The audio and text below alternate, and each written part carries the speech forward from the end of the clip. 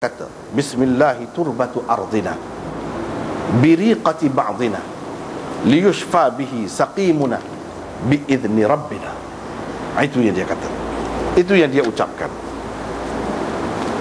Bismillah, dengan nama Allah, tanah bumi kita ini dengan air liur sebahagian daripada kita, untuk disembuhkan dengannya pesakit di kalangan kita dengan izin Tuhan kita.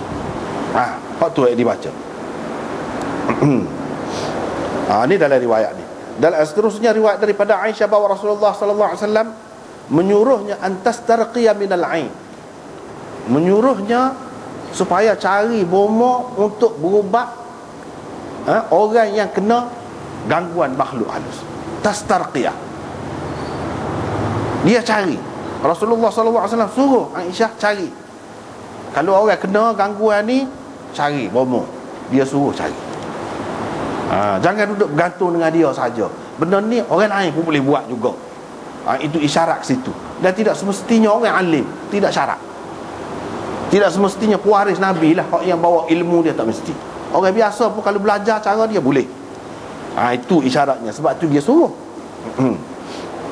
Riwayat daripada Aisyah lagi, Rasulullah sallallahu alaihi wasallam ya'muruni, suruh saya an astarqiya, cari bomo, cari orang yang pandai jampi kerana terkena gangguan makhluk halus.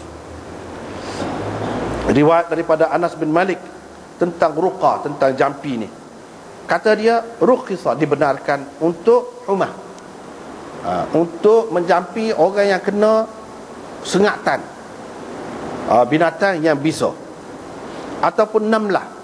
Namlah ni sejenis penyakit, macam bisu pecah di sebelah, di lambung. Wal ain, dan kerana gangguan makhluk halus. Itu tiga perkara yang disebutkan dalam hadis ni. Seterusnya seperti itu juga Rasulullah sallallahu alaihi wasallam telah membenarkan jampi untuk tiga perkara. Tiga perkara ni bukan khusus dengan tiga perkara ni. Tiga perkara ni boleh. Tiga perkara tu sebenarnya merangkumi dia isyarat.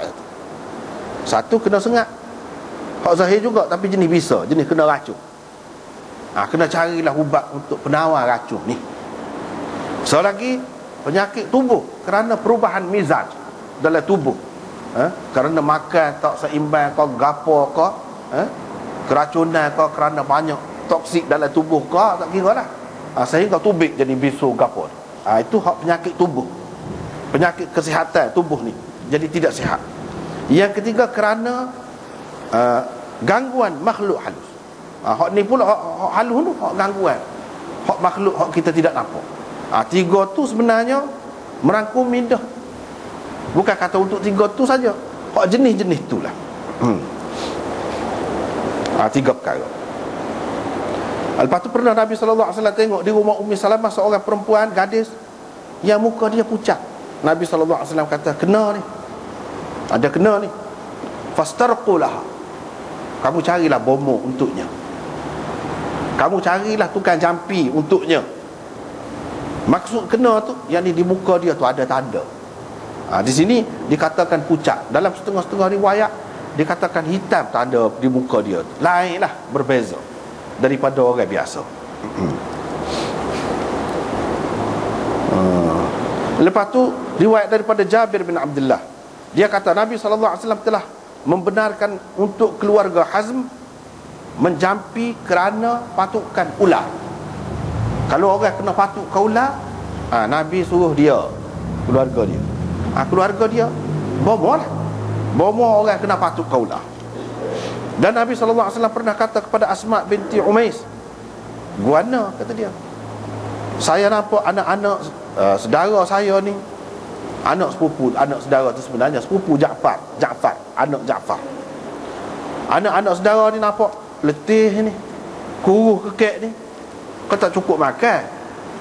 Dia kata, mak dia kata, Asma binti Umais itu isteri kepada Ja'far pada ketika tu, anak dia namanya Abdullah dan Muhammad.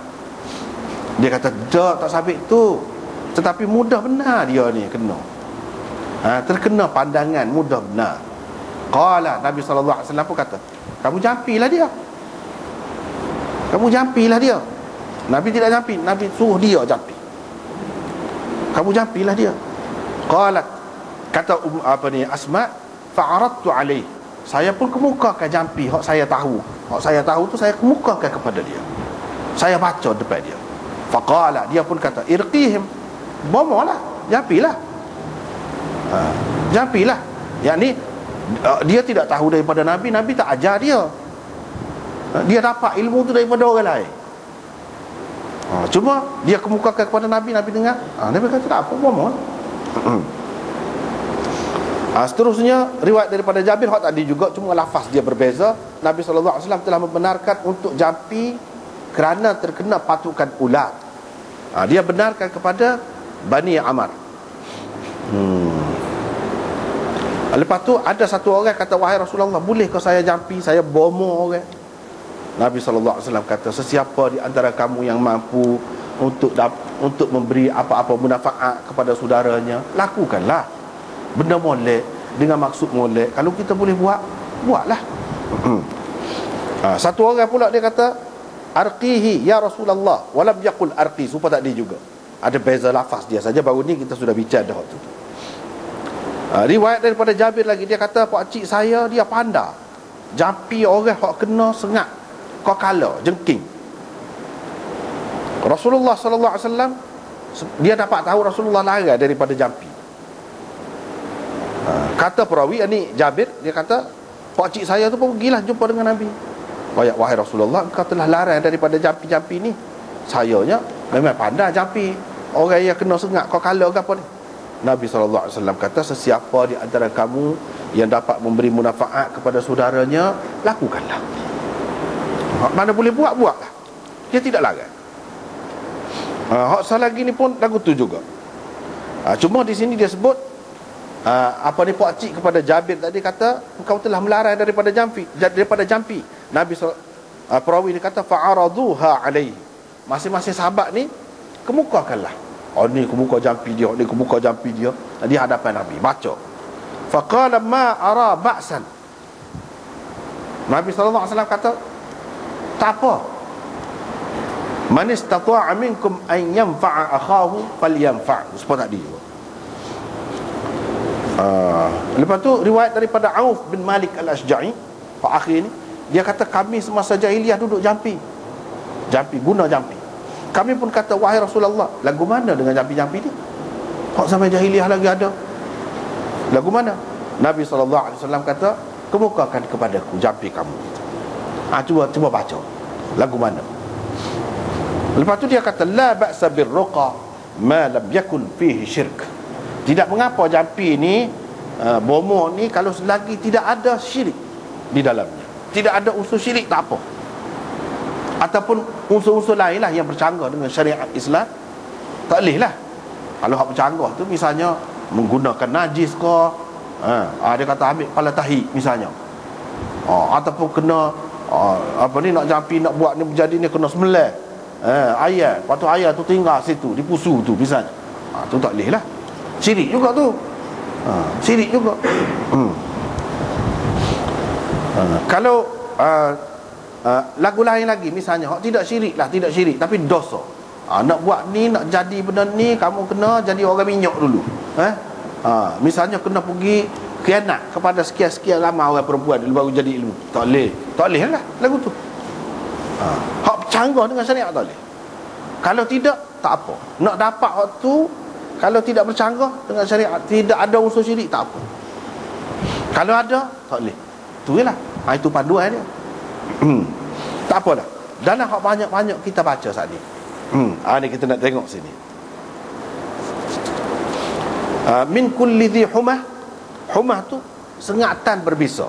Tak kira lah, ular ke, kala ke, jengking ke, apa ke, tebuai ke, lebah ke, hak bisa, hak ada bisa, boleh bomo belakang. Ni bomo ni bukan penyakit hak gangguan makhluk halus saja, tidak.